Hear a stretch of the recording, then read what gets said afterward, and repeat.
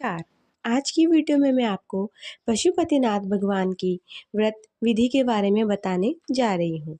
जो महिलाएं पशुपतिनाथ भगवान का व्रत रखती है, उन्हें किन बातों का ध्यान रखना चाहिए और अपनी पूजा विधि में किन किन सामग्रियों को शामिल करना चाहिए। तो आइए पशुपति व्रत की विधि के बारे में जानते हैं। जैसा कि आप सभी जानते हैं कि देवी देवताओं ने भगवान शंकर को प्रसन्न किया था। उस विधि का वर्णन शिव महापुराण और रुद्र पुराण में किया गया है। इन पुराणों के अनुसार पशुपतिनाथ व्रत करने का प्रमुख उद्देश्य भगवान शिव को प्रसन्न करना ही होता है। इस व्रत को करने के लिए हमें कुछ खास बातों का ध्यान रखना जरूरी है। तो आइए वीडियो में आगे बढ़ते हैं और इन खास चीजों के बारे में जानते हैं। सर्वप्रथम यह ध्यान रखना है कि पशुपतिनाथ जी का जो व्रत है वो सोमवार को ही किया जाए, यानी पशुपतिनाथ का व्रत सोमवार से ही शुरू होता है और सोमवार को ही किया जाता है। इस व्रत को करने के लिए सभी भक्तों को ब्रह्मा मुहूर्त में उठना अति आवश्यक है। ब्रह्मा मुहूर्त में उठने के बाद स्नान आदि करके साफ सुथरे वस्त्रों को धारण करना चाहिए। इसके साथ ही भक्तों को निरंतर अपने मुख से या फिर अपने मन ही मन श्री शिवाय नमस्तुभ्यम का जाप करते रहना चाहिए। आप ओम नमः शिवाय का भी जाप कर सकते हैं।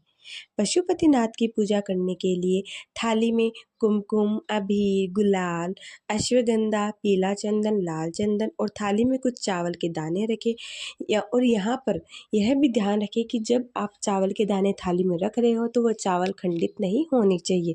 भगवान को, शिव को जो है हर चीज़ पूरी पसंद है।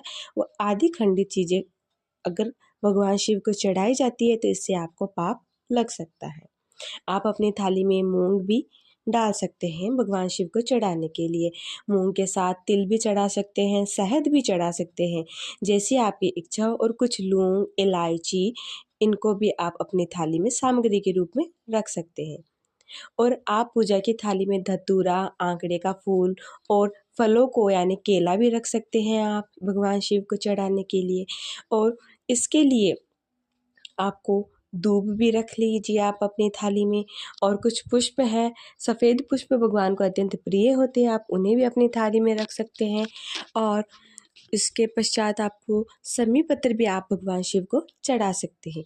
लेकिन बहुत से जो भक्त वो ये सोचते हैं कि यदि संपूर्ण पूजा सामग्री एकत्रित नहीं हुई तो पशुपतिनाथ का व्रत अधूरा रह जाएगा। लेकिन दोस्तों ऐसी बात नहीं है। जो भगवान शिव है वो हमसे प्रसन्न नहीं होंगे, हम ये नहीं सोच सकते, क्योंकि जो भोलेनाथ है वो भक्तों की चिंता करते हैं और उन्हें अपने ये मन से निकाल देनी चाहिए कि भगवान शिव हमसे प्रसन्न नहीं होंगे। हमारे पास जितनी सामग्री है, अगर यह सामग्री हमने अपने मन से चढ़ाई है तो भगवान शिव जरूर ही स्वीकार करेंगे। क्योंकि जिस प्रकार एक पिता अपने पुत्र की चिंता करता है, उसी प्रकार भगवान शिव भी अपने भक्तों की चिंता रखते हैं। उन्हें प्रसन्न करने के लिए भक्तों का बहुत कठिन परिश्रम की आवश्यकता नहीं है। अगर एक लोटा जल भी भगवान शिव को अर्पित किया गया, वो भी प्रेम से, तो भी बहुत है। इसलिए आप जितनी भी पूजा सामग्री एकत्रित कर सकते हैं, उसी पूजा सामग्री से भगवान शिव की पूजा कर सकते हैं।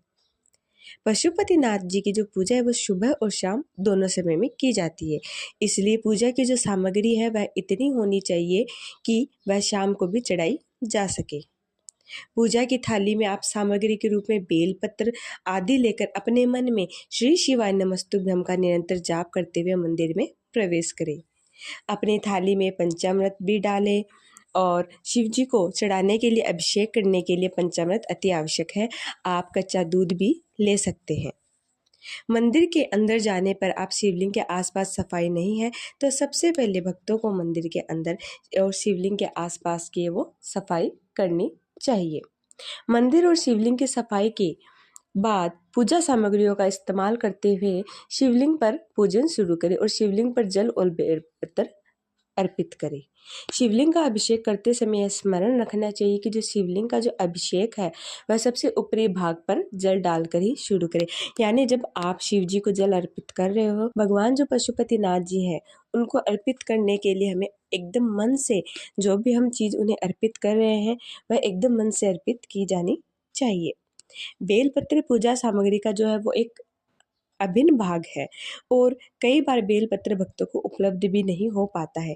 ऐसी स्थिति में जो बेलपत्र शिवलिंग पर पहले से चढ़े हुए हैं, उन्हीं बेलपत्रों को साफ करके भी शिवलिंग को अर्पित किया जा सकता है। इस तरह सुबह की पूजा करनी है और शाम की पूजा करनी है। पूजा के बाद पशुपतिनाथ भगवान की आरती करनी है, उनकी कथा सुननी है और शाम को भी और सुबह को भी दोनों टाइम आपको भगवान शिव की आरती करनी है। इसके साथ ही पूजा की थाली में आपको शाम को 6 दीपक रखने हैं और उन 6 दीपक में से 5 दीपक मंदिर में प्रज्वलित करने हैं और बचा हुआ दीपक अपने घर के दरवाजे के बाहर दाईं तरफ प्रज्वलित करना है। तो इस तरह जो है वो भगवान शिव के हम पूजा कर सकते हैं। और जब हम व्रत कर रहे हैं तो हमें कुछ खास बातों का भी ध्यान रखना चाहिए। जैसे व्रत करते समय हमें ध्यान रखना चाहिए कि ये जो व्रत है हम भगवान शंकर को प्रसन्न करने के लिए रख रहे हैं, इसलिए व्रत करते समय हमें भोजन का ध्यान नहीं करना है और श्री शिवाय नमस्तुभ्यं मंत्र का जाप करना चाहिए। और जब भी हम भगवान की पूजा करें तब भी हमें किसी भी चीज़ के बारे में नहीं सोचना है, सिर्फ भगवान शिव का जो मंत्र का जाप है वही करना है।